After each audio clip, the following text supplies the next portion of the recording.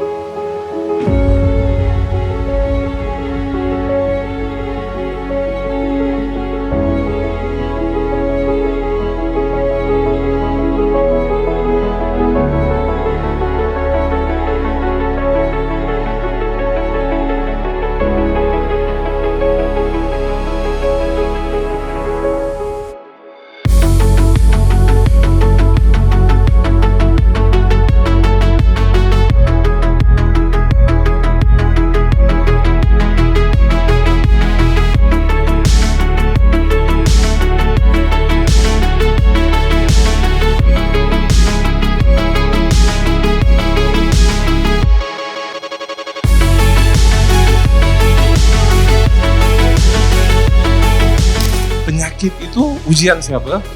Ujian daripada Allah Subhanahu wa taala. Allah yang kurniakan penyakit, Allah yang kurniakan kesembuhan. Nabi bersabda, setiap musibah yang menimpa anak Adam, Allah Subhanahu wa taala nak jadikan kafarah.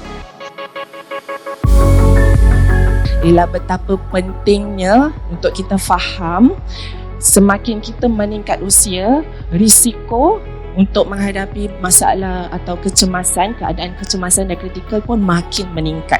Ya, seperti serangan strok, serangan jantung. Kehilangan keupayaan dan kehilangan peranan ni memberikan kesan yang besarlah kepada emosi mereka. Dan selain pada itu, mereka juga merasa macam mereka ni menjadi beban.